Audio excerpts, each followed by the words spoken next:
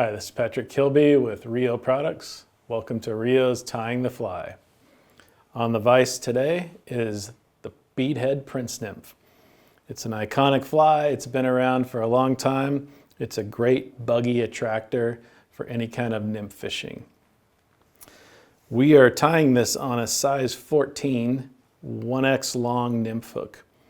And the first thing we're going to need to do is put a bead on this. An appropriate size is a 7/64 inch bead. It can be brass or tungsten. I'm using brass today. And so we're going to take the hook and hold it by the eye. We're going to make sure we can get that hook point exposed. And then we have a very small bead. On one side is a small opening, and on the other side is a very large opening.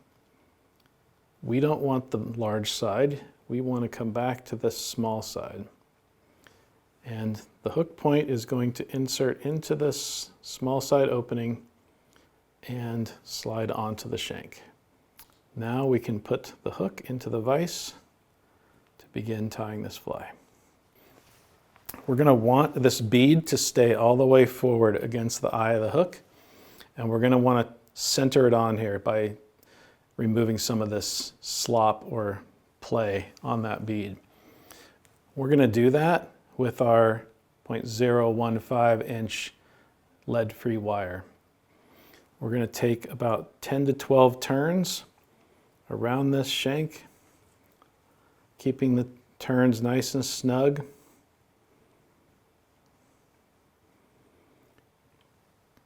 Then we can hold it and pull up on it to break it. Then we can also, if the back end is too hard, you can come in with some scissors that are designed or so old and used and beat up that it doesn't matter, but you can cut lead or wire with it. I mark mine with a red marker to know that this is for this purpose. Just trim off this excess wire here. Now you can see this can slide on the shank, and we're just going to slide it into the back of that bead and gently push it forward. Now the slop or the play is out of that bead. It's nicely centered and held against the eye of the hook. Now we can attach our thread. We are going to attach the thread right behind the lead. Few overlapping turns, one twist around, and that locks our thread into place. From here, we can hold that lead forward into that bead and take some spiraling wraps back and forth over it. This is going to help secure that lead in place, prevent it from rolling around, and hold it into that bead. From there, we're going to bring our thread back to a point close to equal in line with the barb. The tail of this fly is made up of these brown goose biots. The goose biots come on these, I don't know if it's a quill or what it's exactly called. It matters not, but we can just bend it over and you can see the quills or the biots open up. So we are going to select two, if I can get my fingers on it, and we're going to hold those two and cut them from the stem. You don't want to hold the stem and cut the biots off because they will shoot across and you'll have to go searching for them. So now we have two. You can see these are curved. They have a curved side, and right now they're both curving the same direction. For the tail, we're going to want these tails to separate and curve away from each other. And when you're first starting out with this, I think it's easier to tie in one at a time. So I'm going to rotate that one over so that the curve is facing away from the hook and it's on the opposite side from me. So it curves away from me. We want the length of this tail to be half of a shank. which is roughly up to our lead, just past the point of the hook. So you can kind of gauge it and then slide it into position, holding it on the back side of this hook shank. And you're going to take 2 or 3 turns that are loose enough that you're going to want to be able to adjust this. Right now I can see that that's too long sticking out here. This is more of a shank length and we want more of half a shank. So I can take this and just slide it back until it's about the length that I want this. I can reposition it, and now I can take my securing turns all the way up to the lead to lock that into position. Now I can take my second biot and do the same thing on the near side of the hook, and I want this one to curve towards me. Okay, so I'm going to do my best to line that up and position it against the other ones so that they're the same length. Take a few turns, and you can see it wants to roll up because of the thread tension. So it's loose right now. We are going to position that so the length is the same. Hopefully you can see that. You can see the 2 biots are curving away from each other, and they are very close to the same length. Now I can hold that and take some tighter turns to lock that down. Bring my thread back to roughly that point just near the barb. You can trim off your excess biots at this point. We've trimmed off our excess. We now have this beautiful split tail that they curve away from each other. They're the same length, which is about half a shank length long. We are now ready to tie in our tinsel. This particular tinsel has silver on one side and gold on the other side. For this fly, we want it to match the bead, so we want the gold side to show. To do that, we turn it back so the silver side is facing us, and we tie that in.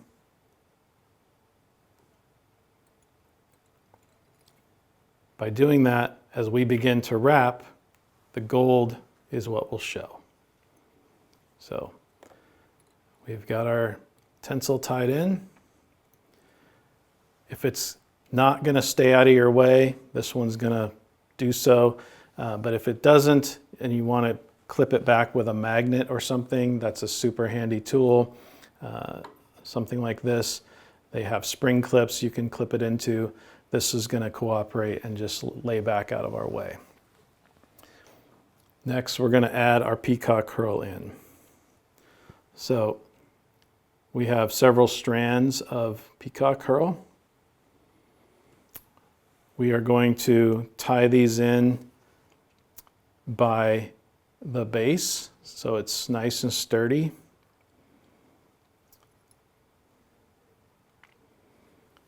We're going to keep that really close to the end of the fly there.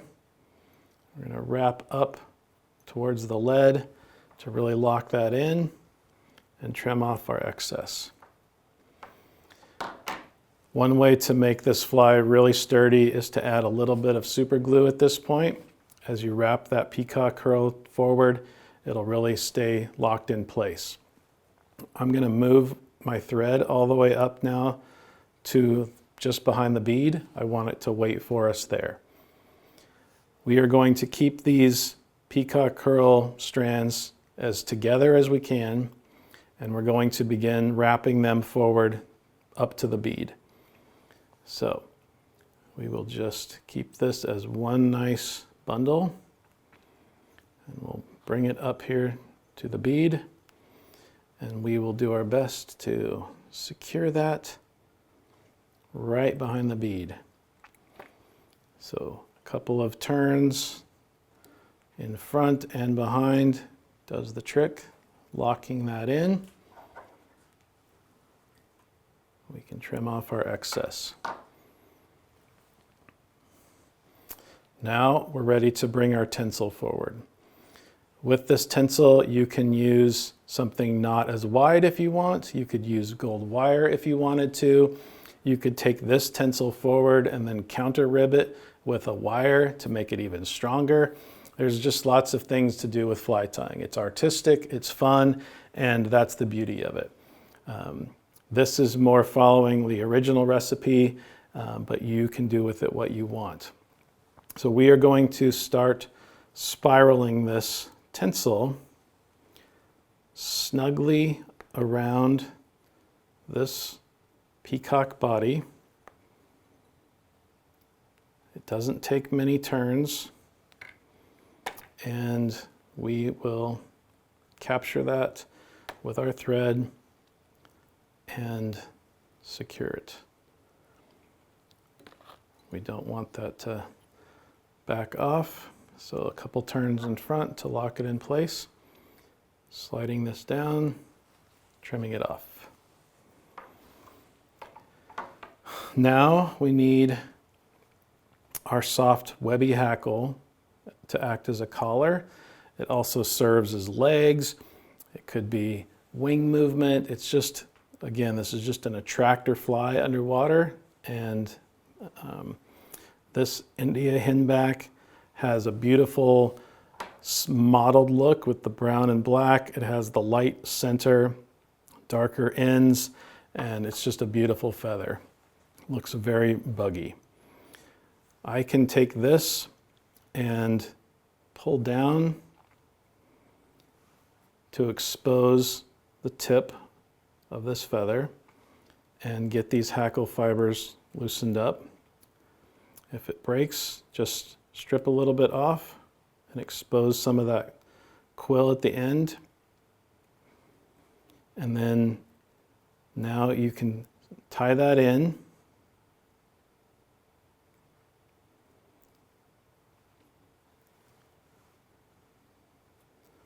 Nice and secure.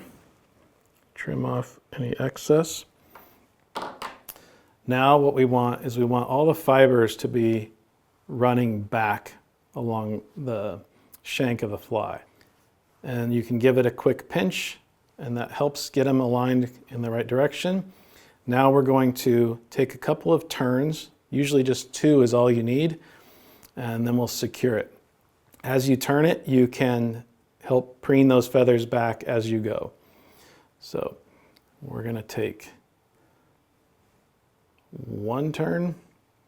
We're going to help these feathers back, hold it in place, and a second turn. And that looks pretty good. So I will capture that stem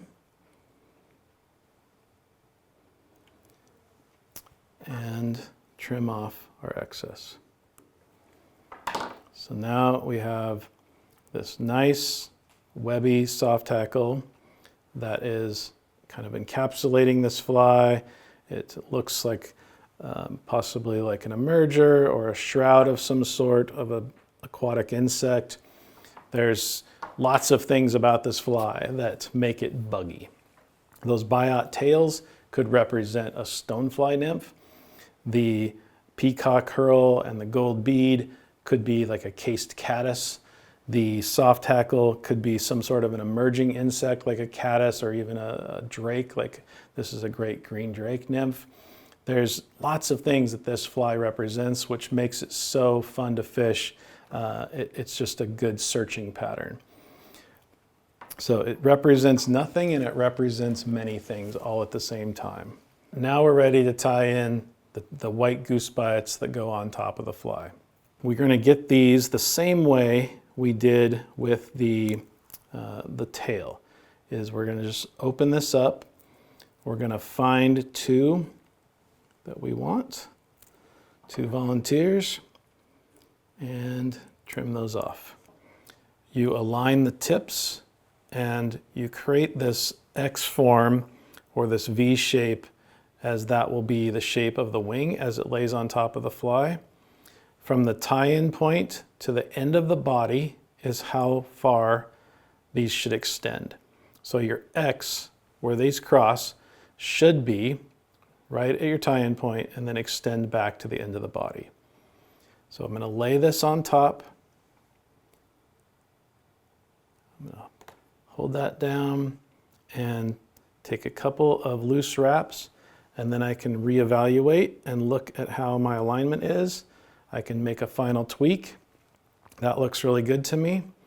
So from there, I can hold it so it doesn't rotate and take a couple more tight wraps.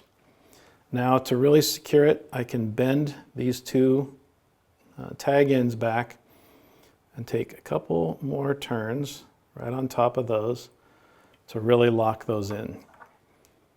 Now I can use my scissors to help with this and slide them down and trim those off. Now we can whip finish this fly. The thing we want to be careful of is not building up so much thread that they slip off the bead. That will unravel a fly quickly. So we want to keep a little bit of a valley there behind the bead. We're going to just take a quick whip finish. About 5 turns is what I like. And then trim that off. This is a great time to then add a little bit of varnish, head cement, whatever you prefer to secure your threads. And that will help lock in that wing and just keep the fly held together. That's the beadhead Prince nymph. It's a classic fly. It's been around a long time. It's a wonderful nymph. It can be fished in lakes and or rivers, and it's in most everyone's fly box. So if it's not in yours, you now know how to tie it, or you can always buy some from your local fly shop. I appreciate your time today. Hopefully you learned some things, and thank you for letting me share this with you.